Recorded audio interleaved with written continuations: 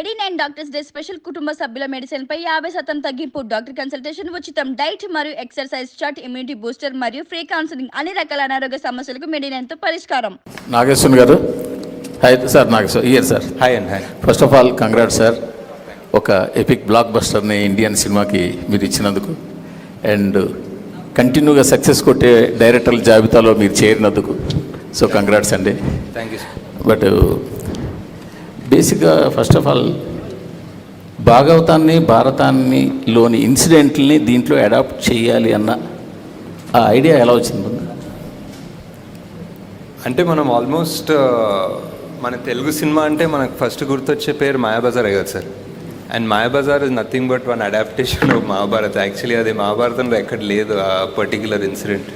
It's ఒక one sort of interpretation, one creative fiction. So అక్కడ నుంచే వచ్చింది సార్ యాక్చువల్లీ ఇన్స్పిరేషన్. బట్ మీరు కొన్ని వందల సంవత్సరాల తర్వాత కాశీ నగరం కావచ్చు, ప్రపంచం కావచ్చు, చాలా దారుణమైన పరిస్థితుల్లో ఉన్నట్టుగా సినిమా ఎత్తుకోవడమే అక్కడ ఎత్తుకున్నారు.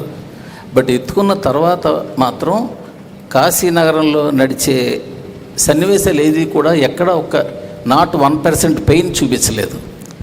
ఈవెన్ హీరో కానీ, బ్రహ్మానందం కానీ, ఆఖరికి పాన్ వేసుకునే ఓల్డ్ లేడీ కానీ, సో వాళ్ళంతా చాలా జోవియల్గా ఉంటారు.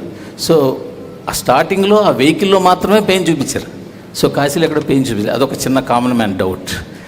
రెండొక డౌట్ ఏంటంటే, అసలు శంబాల వాళ్ళ టార్గెట్ ఏంటి, లక్ష్యం ఏంటి, వాళ్ళ ఉద్యమం తాలూకా లక్ష్యం ఏంటి? రేపటి కోసం అన్నది ఓకే, అది కాయిన్ చేసిన వరుడు.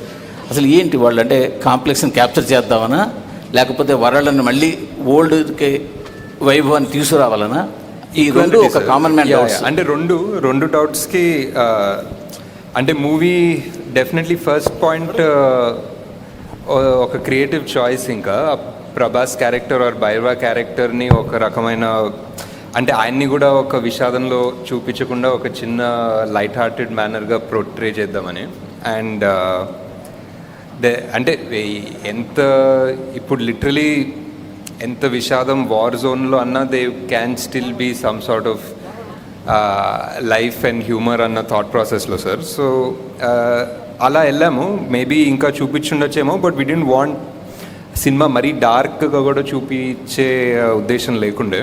And second thing, Shambhala main ఉద్దేశం ఏంటంటే మళ్ళీ ఒక బ్యాలెన్స్ తీసుకురావడం. కాంప్లెక్స్ అనేది ఒక బ్యాలెన్స్ తీసేసింది వరల్డ్లో ఉన్న రిసోర్సెస్ అంతా సక్ అవుట్ చేసేసి అంతా వాళ్ళ కోసమే పెట్టేసి హ్యావ్స్ హ్యావ్ నాట్స్ అన్న కాన్సెప్ట్ ఆల్మోస్ట్. సో అంతా వాళ్ళ దగ్గరే దాచుకున్నారు. జస్ట్ రీడిస్ట్రిబ్యూషన్ ఆఫ్ రిసోర్సెస్ అన్న లక్ష్యమే సార్ వాళ్ళు. అంటే కాంప్లెక్స్లో కూడా చూస్తే కాంప్లెక్స్ సుపీరియర్ ఎవరైతే బాస్ ఉన్నాడో ఆయన చాలా దుర్భర పరిస్థితిలో ఉంటాడు. ఆయనకి ఆ సీరం రావాలి, మళ్ళీ బలోపేతం అవ్వాలి. బట్ మిగతా కాంప్లెక్స్లో ఉన్న వాళ్ళతో చాలా ఎంజాయ్గా ఉంటారు. బట్ వాట్ ఇస్ ఇంకా అతనికి ఏముంది దానివల్ల అన్న కొన్ని మోర్ క్లారిటీగా ఇంకా పార్ట్ 2లోనే తెలుస్తాయి సార్.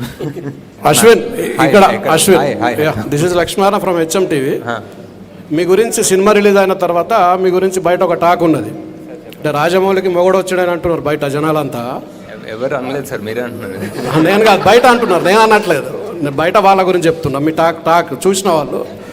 సో నా క్వశ్చన్ ఏంటంటే, మీరు మూడో సినిమా ఇది, మూడో సినిమాకు ఇంత పెద్ద హెవీ సబ్జెక్ట్ తీసుకోవడం అనేది ఒక రిస్క్. అది మీకు రిస్క్ అనిపించలేదా? ఒకటి. రెండవ క్వశ్చన్ ఏంటంటే, అమితాబ్ బచ్చన్, ప్రభాస్, కమల్ హాసన్ లాంటి స్టార్స్ని పెట్టుకుని బిజినెస్ చేద్దాం అనుకున్నారా, లేకపోతే మీరు కథ మీద బిజినెస్ చేద్దాం అనుకున్నారా? సార్ డెఫినెట్లీ ఫస్ట్ మా ప్రొడ్యూసర్ సార్ రిస్క్ తీసుకుంది. వాళ్ళు నేను ఇంత ఖర్చు పెట్టాలంటే వాళ్ళు యాక్చువల్లీ ఇంకా కొంచెం ఎక్కువ ఖర్చు పెడతారు. సో అండ్ ఆల్సో ఇంత పెద్ద actors at the prime of their career తీసుకోవడం అనేది ప్యూర్లీ క్యారెక్టర్కి జస్టిస్ చేద్దామని. At the end of the day స్టోరీలో వాల్యూ ఆర్ స్టోరీలో కనెక్ట్ లేకపోతే అది యాక్చువల్లీ అంత నెగిటివ్ అవుతుంది మాకు, బికాజ్ అవన్నీ ఓవర్ హెడ్స్ కదా.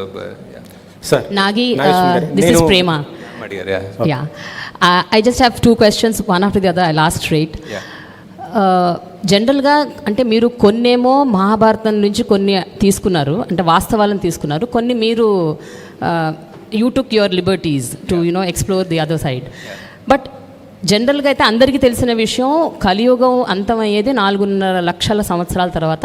కలియుగాంతం కలియుగం 4వ పాదంలో కలికి ఉద్భవిస్తాడని చెప్పారు.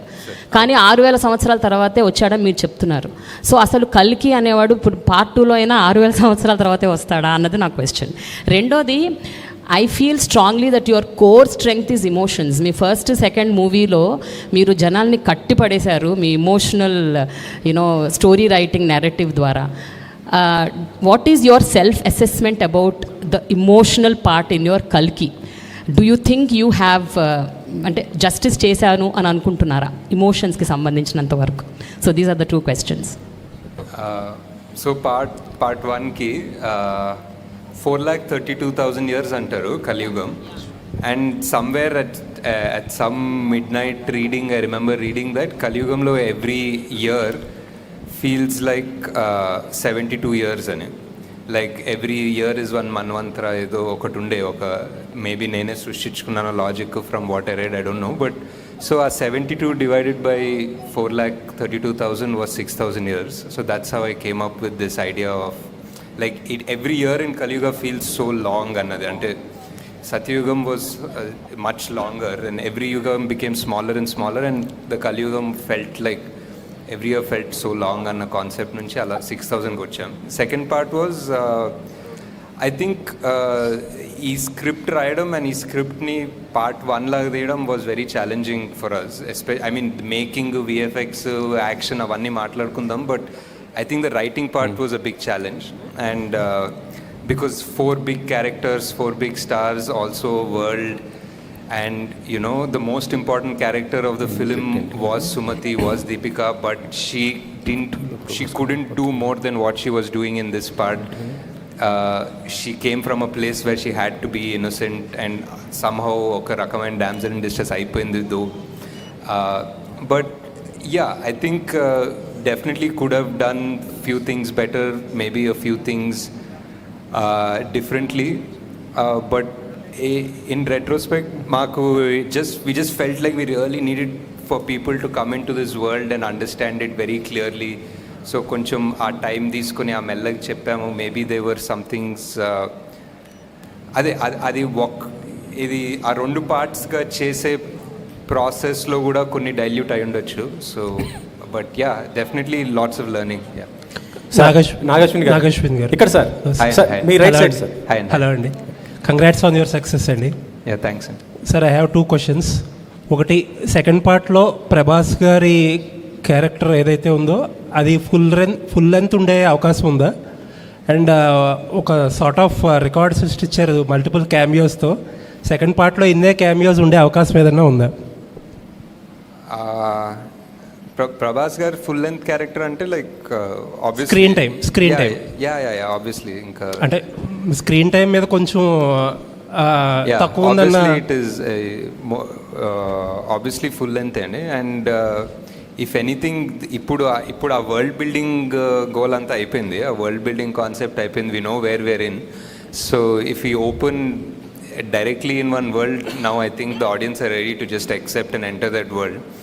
So now it's fun because our main characters andaru are at their full power, and they are at, we know exactly what they want and where they come from. So I think now we'll have fun. Okay. And cameos gurinchi? Cameos anta ఆలోచించలేదండి, but I don't think so. Nag Ashwin sir. Sir, hi sir. ఇక్కడ ఇక్కడ నేను Venkat 10TV sir. అంటే ప్రభాస్ గారిని క్లైమాక్స్లో మీరు కర్ణుడిగా reveal చేశారు కదా, కర్ణుడు అంటే నెగిటివ్గా చూపించబోతున్నారా లేకపోతే పార్ట్ 2లో ఏ విధంగా చూపించబోతున్నారు? అదొకటి. నెక్స్ట్ సోషల్ మీడియాలో బాగా వస్తుంది ఏంటంటే శ్రీకృష్ణుడి పాత్ర మహేష్ బాబు చేస్తే బాగుంటుంది అనేది వస్తుంది. క్లైమాక్స్లో చాలా పాజిటివ్గానే ఉంటుంది కదా సార్, లైక్ ఏ యాంగిల్లో నెగిటివ్ ఉండదు. ఐ ఫీల్ ద కర్ణుడు క్యారెక్టర్ ఇస్ సంథింగ్ ఇండియాలో ఎక్కడ, మన తెలుగులోనే కాదు, నార్త్ ఎక్కడ చూసినా there is always one love for that character.